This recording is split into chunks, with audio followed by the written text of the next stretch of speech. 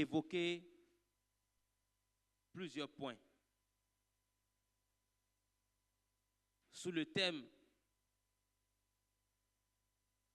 la communion avec Dieu par une vie de consécration personnelle. Pour rappel, hier, nous avons déjà vu qu'est-ce que c'est que la communion avec Dieu. Nous avons dit que la communion avec Dieu est un partenariat, c'est un partage. Et selon 1 Jean 1, verset 3, il est dit, ce que nous avons vu et entendu, nous vous l'annonçons à vous aussi, afin que vous aussi, vous soyez en communion avec nous. Or, notre communion est avec le Père et avec son Fils Jésus-Christ.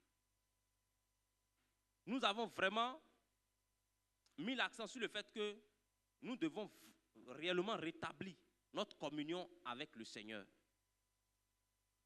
Et qu'un chrétien ne peut pas vivre sans communion avec Dieu. On ne peut pas venir à l'église tout le temps et ne pas communier avec celui pour qui nous venons à l'église. Ce n'était pas normal. Nous avons aussi évoqué le fait que la consécration soit aussi un facteur majeur de notre vie de communion avec Dieu. Car nous ne pouvons pas communier avec Dieu si nous n'avons pas une vie de consécration.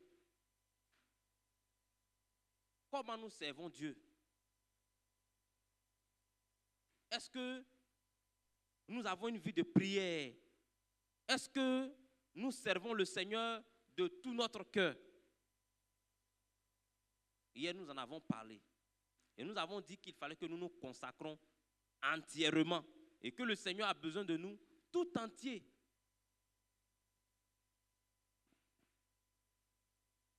La communion et la consécration ne sont pas séparables, ils sont inséparables. Car c'est notre consécration qui nous donne d'avoir avec le Seigneur une communion parfaite. Nous avons été encouragés à rétablir notre communion avec le Seigneur en le servant de tout notre cœur. Amen. Nous avons aussi touché le troisième point, qui était pourquoi donc se consacrer à Dieu. Et nous avons dit que nous nous consacrons à Dieu pour accomplir sa volonté. Nous nous consacrons à Dieu pour être remplis du Saint-Esprit.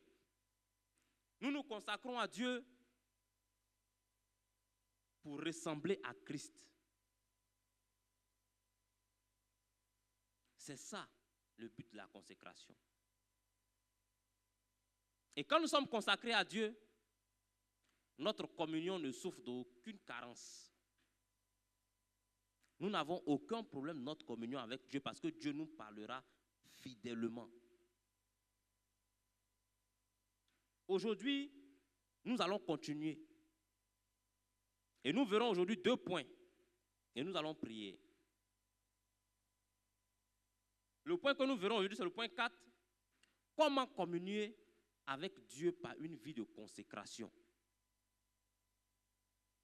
Si se consacrer à Dieu, c'est se mettre à part pour lui, pour le servir. Comme des chrétiens nés de nouveau, nous voulons être de ceux qui suivent Christ continuellement, qui le servons, qui l'honorons avec nos vies. La consécration est donc une décision personnelle.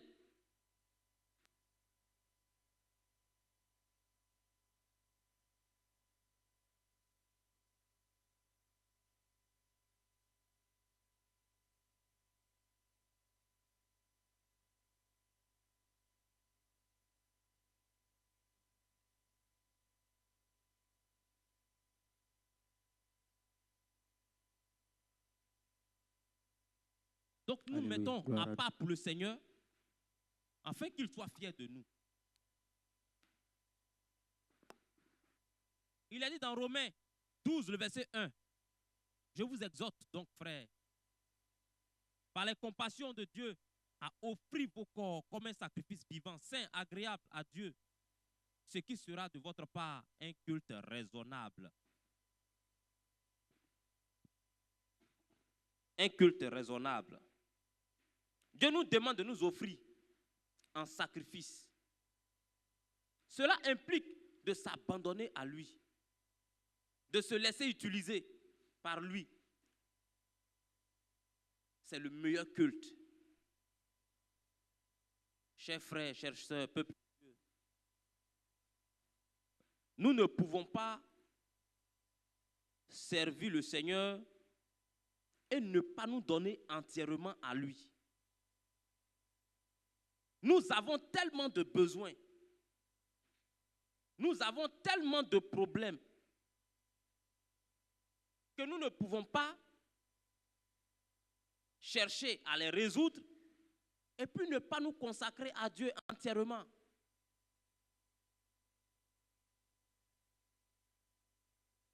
Pour se consacrer à Dieu, il faut se donner entièrement, pas à moitié. Ce serait incomplet.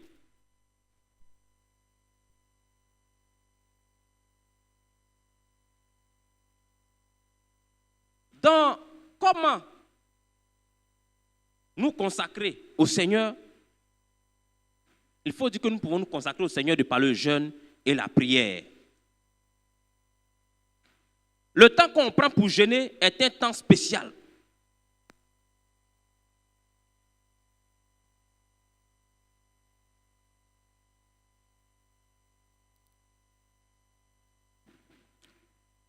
Le temps qu'on prend pour jeûner est un temps spécial que l'on décide de mettre à part pour Dieu.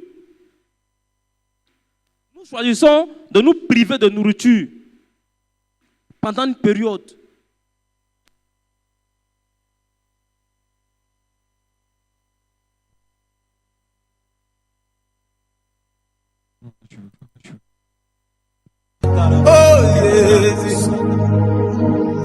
L'église évangélique des Assemblées de Dieu de Grand Bassam Moukéville 1, Temple La Victoire, organise du 9 au 30 novembre 2025 3 semaines de jeûne prière dénommées Transfiguration avec pour thème que tes progrès soient évidents pour tous, tiré de 1 Timothée 4, versets 14 à 15.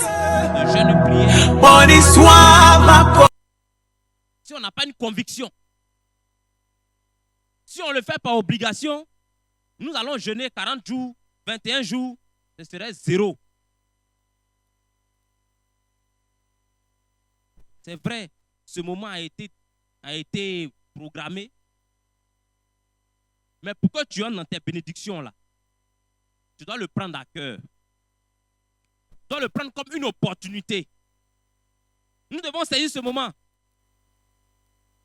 Que ces 21 jours ne soient pas pour chacun une corvée. Si on le voit comme une corvée, on ne sera pas concentré et on passera à côté. Le jeûne et la prière font partie de comment se consacrer à Dieu. Il faut s'attacher à la parole de Dieu. Oui. La parole de Dieu est une lampe, un guide pour l'enfant de Dieu. Elle nous assure de marcher en pureté de cœur et de vie. Pourquoi?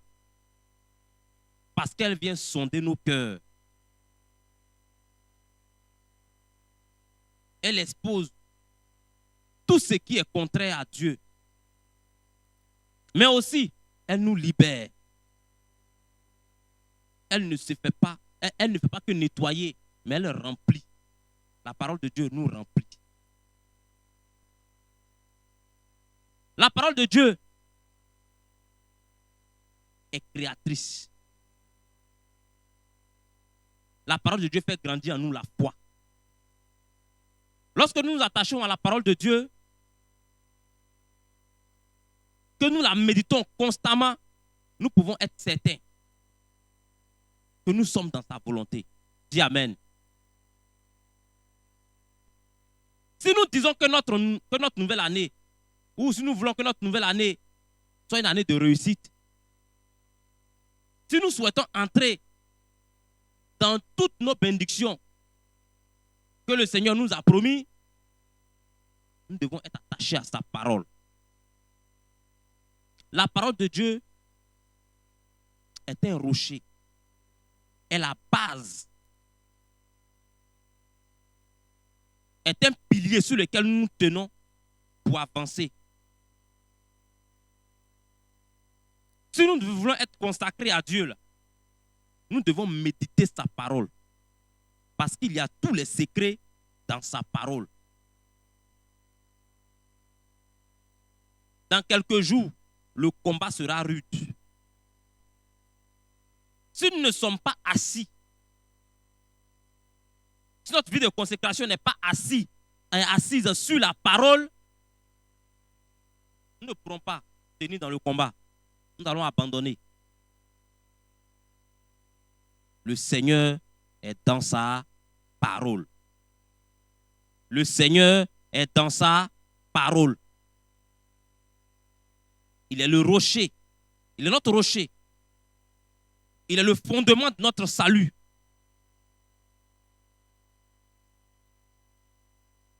Je vous assure, si nous n'avons pas pour fondement la parole de Dieu, nous ne pourrons pas aller loin.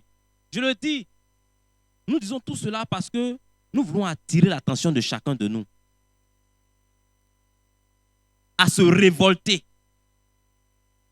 Ne pas se plaire dans cette vie chrétienne simple, fade. Il faudrait que quand le diable te voit là, il faudrait qu'il te respecte. J'ai dit, il faudrait que le diable te respecte. Il faudrait que la situation te respecte. Tu as la parole de Dieu en toi. Tu ne peux pas mouiller devant une situation. Tu ne peux pas fuir devant une situation. Parce que le Seigneur est là.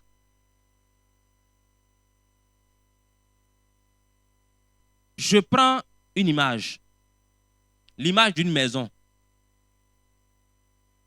On a de l'argent. On a une maison, ou du moins si on veut prendre une maison, on veut acheter une maison. On remarque que la maison est bien située. Il y a l'école des enfants à côté. Et il y a mon lieu de travail qui n'est pas loin. L'église n'est pas éloignée. En tout cas, la maison, la situation de la maison remplit quand même les conditions qui peuvent me permettre d'acheter la maison. Donc, j'entre dans la maison. Je vérifie. Je dis, bon, c'est vrai, il y a quelques réparations à faire. Bon, ça, je peux les faire quand je vais entrer et tout ça. Et puis, on conclut l'affaire. Je paye, j'achète la maison. On me remet les papiers, on me remet les clés. Et puis, au revoir. Avant d'entrer dans la maison, qu'est-ce que je fais? Je retourne dans la maison avec les techniciens pour voir les travaux qu'il y a à faire, tout ça. Et pendant qu'on est en train maintenant de vérifier l'état de la maison, on remarque que les imperfections qu'on avait vues là ne se limitaient pas à là. On remarque qu'il y a des fissures. On remarque qu'il y a l'humidité. Le technicien voit que la maison est en train de s'affaisser. Le plafond même est en train de descendre. Il me dit, ah, monsieur, n'entrez pas dans cette maison. Sinon, un bon matin, la maison risque de tomber sur vous. Est-ce que vous allez entrer dans la maison là? Même si vous devez acheter. C'est lui qui vous a vendu la maison là. Le contrat est déjà conclu, c'est fini. Il est parti. C'est comme ça, notre vie. On a des fondements, comme le pasteur l'a dit. Des liens ancestraux. Nos vies de famille, là, souvent sont remplies de beaucoup de situations spirituelles en bas. Quand tu as Jésus, c'est l'occasion pour toi de faire quoi? D'analyser ta vie et de voir les imperfections. Souvent, qui ne sont pas de simples imperfections. Les choses ne vont pas dans ta vie. Mais quand tu es consacré au Seigneur, que tu as ta parole dans ton cœur et que tu es assis sur la parole de Dieu, par sa grâce, tu verras les imperfections, tu verras les fissures qui sont dans ta vie. Et même si tu as les moyens pour la maison, qu'est-ce que tu vas faire? Tu vas raser la maison pour refaire la fondation. Nous devons refaire notre fondation, la fondation de notre vie. Nous devons la refaire, la rebâtir cette maison sur le roc qui est notre Seigneur Jésus-Christ. Il est dans sa parole. Et si nous avons une vie bâtie sur le Seigneur, aucun vent, aucune tempête ne pourra nous écrouler. Oui. Pour se consacrer au Seigneur, pour avoir une communion avec le Seigneur de par la consécration, il nous faut nous appuyer sur la parole de Dieu. Aussi, il nous faut comprendre ce pourquoi Dieu nous appelle. Chacun de nous ici a un appel. Mais combien sommes-nous qui considérons l'appel que Dieu a mis sur notre vie? À quoi le Seigneur t'a appelé? Tu le sais. Il y a certains qui ne le savent pas, ça peut arriver. Mais la plupart le savent. Dans la maison du Seigneur, il y a toujours quelque chose à faire. Quand tu donnes ta vie au Seigneur, que tu marches avec lui, il a toujours quelque chose à te confier. Mais souvent, on ne fait pas attention à notre appel, notre consécration avec Dieu. Il y a un problème. Toi-même, tu sais que Dieu t'a demandé de faire telle chose, d'évangéliser, mais tu n'es pas prêt. Pas que tu as honte même, mettons la honte même de côté. Toi-même, tu n'es pas prêt même à aller dire à quelqu'un Jésus t'aime. Tu n'as pas le temps pour ça. Te donner même 5 minutes, même distribuer, traiter, tu ne veux même pas même. Ça, c'est un problème. On ne peut pas être consacré à Dieu et être désobéissant à sa parole. Nous devons savoir ce pourquoi le Seigneur nous a appelés. À quoi le Seigneur t'a-t-il appelé?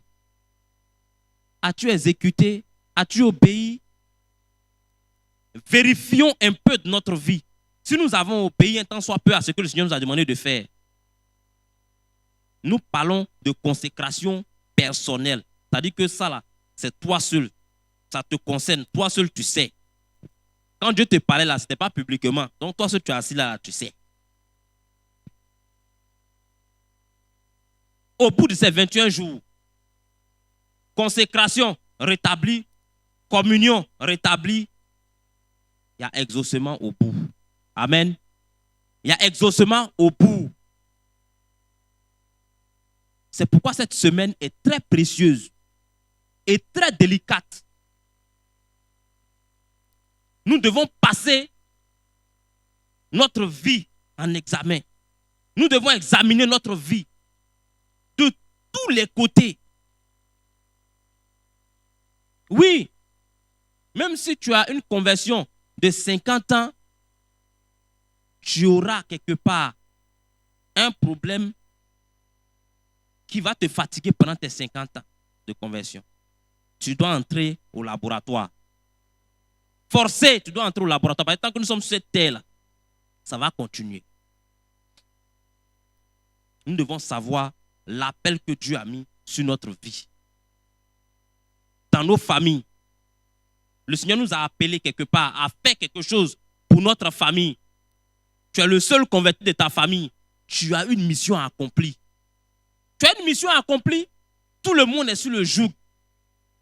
Toi, tu te donnes au Seigneur. Et puis les mêmes problèmes qu'eux, ils vivent là-bas. Là. Toi, tu traînes aussi ici pendant que toi, tu es à l'église. C'est pas foutaise qui est là. C'est pas foutaise qui est là, là.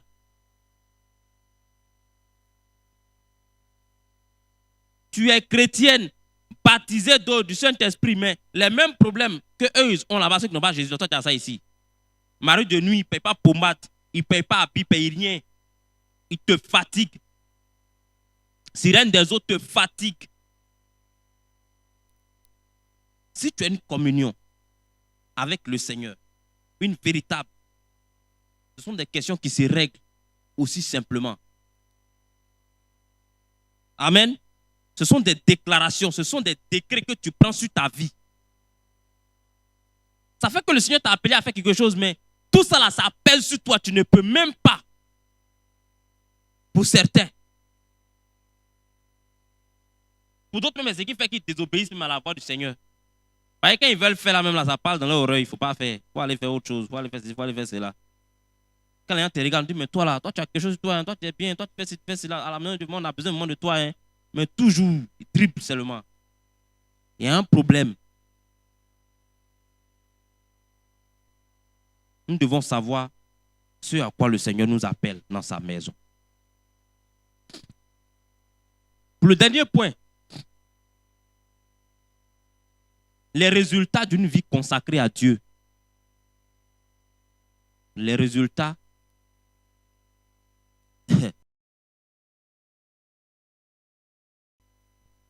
Une vie consacrée à Dieu apporte une connexion plus profonde avec Dieu. Une transformation personnelle, un sentiment de but. Les résultats incluent une foi plus forte, une paix intérieure, la capacité de surmonter les défis avec confiance, une vie transformée par le Saint-Esprit et la capacité de servir les autres de manière significative. Quand on est consacré à Dieu, là, on a une certaine assurance. Nous avons la foi au Dieu en qui nous croyons. Il n'y a aucune situation qui puisse nous effrayer. On ne se pose pas 1000 questions. Quand il y a une situation qui se présente nette,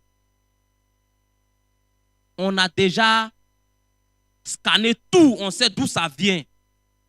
On a déjà le remède à cette situation. Quand on a une vie consacrée, on n'a peur d'aucune situation difficile sur cette terre des hommes. Et Dieu fait de nous source de bénédiction pour les autres. Des réparateurs de brèches. Dans ton quartier, dans ton travail, dans ta famille. Quand tu es consacré à Dieu, que tu as une communion avec Dieu, une communion parfaite, c'est toi que tout le monde cherche à appeler. Parce qu'on sait que si on t'appelle là, il y a solution. Je disais hier que tout n'est pas une question d'argent. Tu n'es pas le plus âgé de la famille, mais on a besoin de tes conseils. Parce que c'est qui est en toi là, le Dieu qui règne en toi, le Dieu avec qui tu travailles là, il te guide, il te met au-dessus. Il te permet de rétablir des choses dans ta famille. Tu es puissant. Où tu es assis, où tu es assise là, tu es puissant. Tu es puissant. Est-ce que nous savons que nous sommes puissants? Mais n'étant pas consacrés, n'ayant pas une vie de communion, nous serons faibles. Le diable va marcher sur notre tête. Il va jouer ballon sur notre tête. Il va nous caresser la tête. Il va jouer avec nos enfants. Il va les blaguer, il va les conduire ailleurs. Je disais hier, je refuse de prier beaucoup pour peu. Parce que consacré, ayant une communion avec Dieu, une communion parfaite, Dieu ne peut pas te cacher des choses. Nous avons pour preuve Abraham. Communion avec Dieu. Dieu ne lui a pas caché ce qu'il allait faire. Il lui a dit qu'il allait détruire Sodome. Ça a permis à Abraham de faire quoi? Quand on est dans une relation avec le Seigneur, là, on cause. Moïse, il a fait quoi? Il a parlé face à Dieu. Il a parlé avec Dieu parce qu'il était dans une communion avec Dieu. Je parlais de David hier. L'homme selon le cœur de Dieu. Lui, il sait. Il sait qu'est-ce qu'on gagne quand on est dans la présence de Dieu. Quand on a une communion avec Dieu, là, il sait ce qu'on gagne dedans. Il connaît le résultat. Ce soir, chers frères et sœurs, Église du Seigneur, nous devons savoir qu'une vie consacrée à Dieu connaît ce qu'on appelle la présence de Dieu. Quand on est consacré au Seigneur, on a la présence de Dieu de façon permanente. Amen. Et c'est ce que nous devons rechercher tous. Nous sommes remplis du Saint-Esprit. Nous avons notre destinée. Nous avons notre destinée plus claire. Mais par moments, on ne voit même pas où on est en train de partir. Où notre vie est en train de basculer. On est perdu. Concentrons-nous sur le Seigneur. Rétablissons notre communion avec Dieu. Et nous verrons les résultats. Pour conclure, nous devons savoir que la communion avec Dieu est une expérience spirituelle profonde. Elle implique une relation personnelle et intime avec le divin, caractérisée par la prière, la méditation, la contemplation, l'obéissance à la parole de Dieu. Elle est perçue comme le moyen d'accéder à la grâce et à la bénédiction divine, transformer ainsi la vie du chrétien. Si nous voulons vivre une vie entièrement consacrée à Dieu, recherchons-le par le jeûne et la prière. Attachons-nous fermement à la parole de Dieu et saisissons notre appel en Jésus-Christ. Il n'est pas simplement un père, mais il est aussi notre époux, comme le dit la Bible. De la même manière que la soumission d'Esther lui a valu une place de choix auprès du roi, que notre vie soit consacrée entièrement et soumise au plan de Dieu pour nous. Amen. Jacques 4, le verset 3, nous dit ceci. Vous demandez et vous ne recevez pas, parce que vous demandez mal, dans le but de satisfaire vos passions. C'est là que je vais m'arrêter. Quand nous demandons et nous ne recevons pas, revoyons notre consécration. Revoyons notre communion avec Dieu. Tu n'es pas dans une bonne communion avec le Seigneur. C'est normal que tu pries pendant une année et puis il n'y a pas de signe. Mais tu demandes mal, tu es en train de mal demander parce que pour bien demander, il faut être dans une parfaite relation. Il faut être dans les conditions pour s'approcher du Seigneur. Ne demandons pas mal pendant ces 21 jours. Que pendant ces 21 jours, on ne nous dise pas qu'on a mal demandé. Parce qu'on n'a pas réglé les choses à la base. Il faut entrer à la base. T'incliner devant le Seigneur, lui demander pardon pour toutes les failles, pour la négligence que tu as accordée à son œuvre, pour la négligence que tu as accordée à votre partenariat. Il t'a dit, je suis là pour toi. Tu as dit, oui Seigneur, je t'accepte. J'accepte de marcher avec toi. Et puis chemin faisant, tu l'as abandonné, tu l'as laissé là et puis toi tu es ailleurs. Il faut revenir sur la voie. Il faut revenir sur le chemin. Nous devons rétablir notre communion à travers notre consécration. Sans consécration, il n'y a pas de communion. Sans consécration, il n'y a pas de communion. C'est quand le Seigneur te voit engagé pour lui, obéissant en sa parole, soumis en sa parole. C'est là qu'il te parle. C'est là qu'il te montre ce qui est caché. C'est là qu'il te dit ce que tu dois faire. C'est là qu'il te défend. C'est là qu'il te couvre. C'est là que ta parole a de la valeur. C'est là que les décrets que tu prends sur ta vie s'appliquent. Il faudrait que toi aussi, quand tu parles, ça puisse arriver. On a peur quand les gens maudissent. On a peur parce qu'on croit que ça va arriver. On a foi aux malédictions qu'ils prononcent. Mais nous-mêmes, nous n'avons pas foi quand nous disons au nom de Jésus. J'annule. Il faudrait que tu arrives à une étape de ta vie où tu es capable d'imposer à ta vie ce que toi tu veux. Parce que tu as Jésus. Parce que tu as une relation parfaite avec ton Dieu. Tu as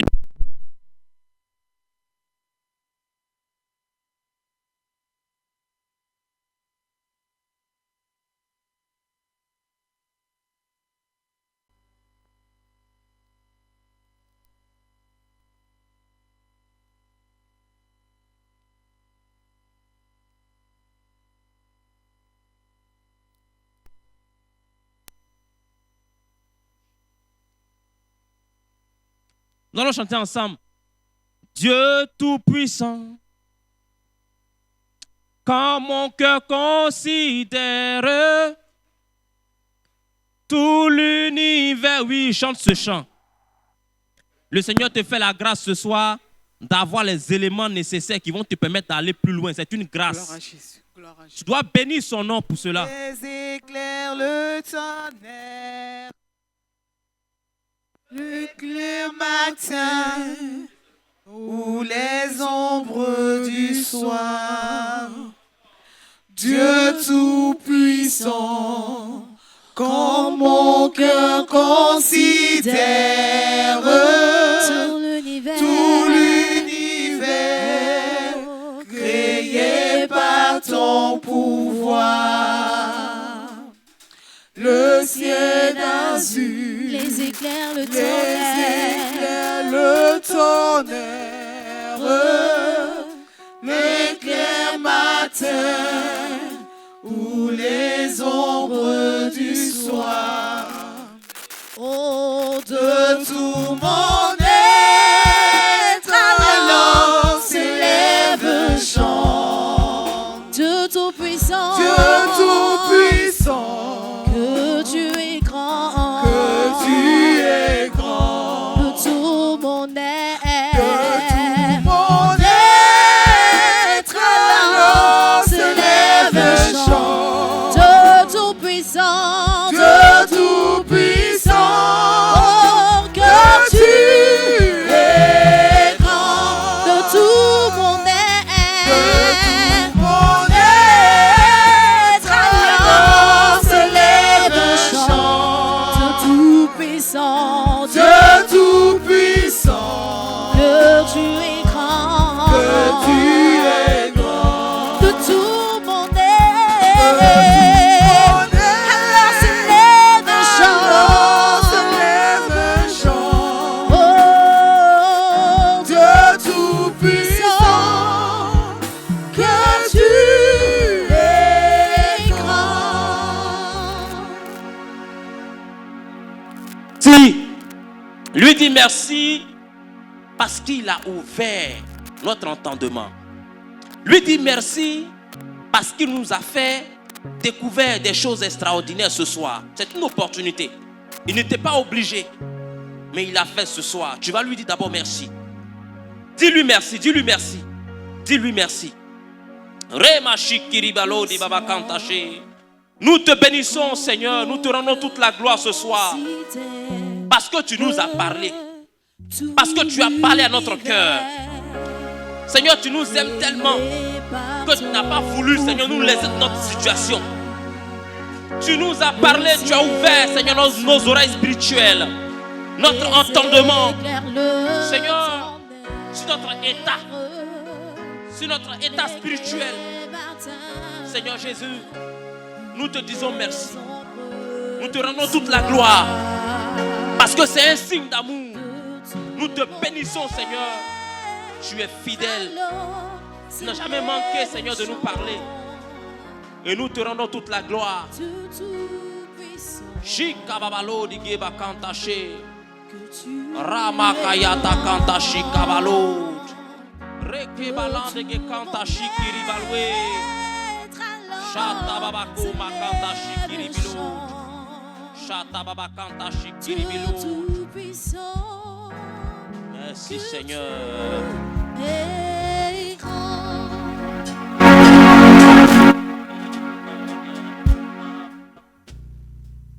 Tel que je suis sans rien à moi, sinon ton sang versé pour moi et ta voix qui m'appelle à toi, agneau de Dieu, je viens tel que je suis, tel que je suis sans rien en moi. C'est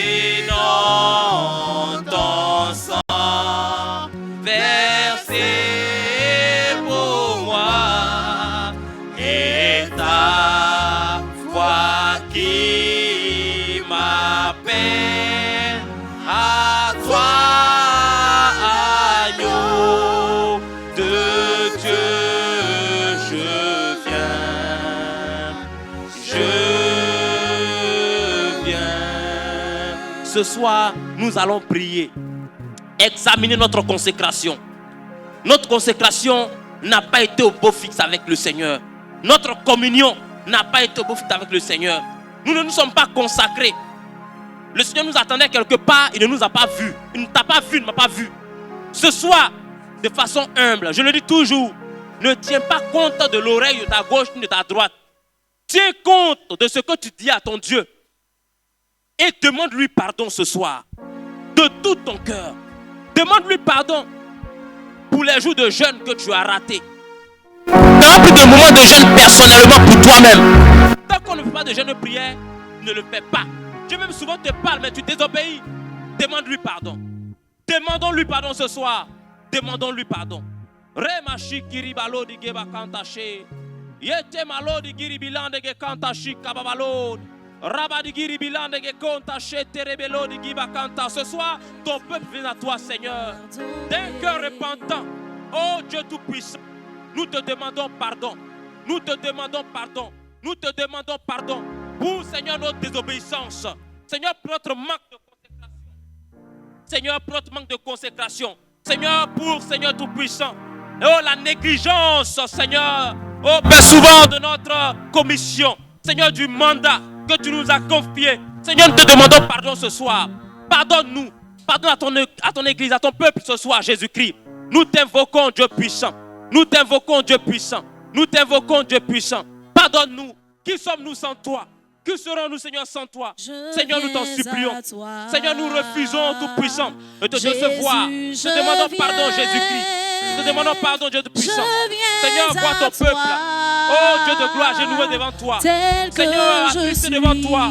Parce que, Seigneur, n'étant pas, Seigneur, à la hauteur. Dieu Tout-Puissant. Jésus, je viens. Je viens à toi.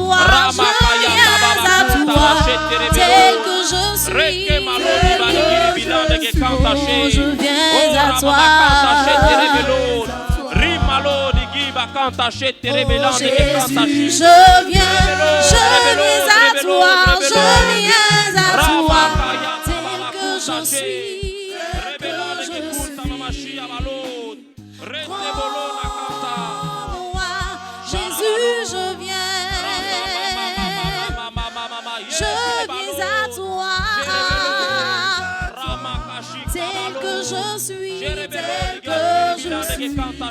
Oh, merci Seigneur. je viens Merci, à Seigneur. toi. Merci, Seigneur.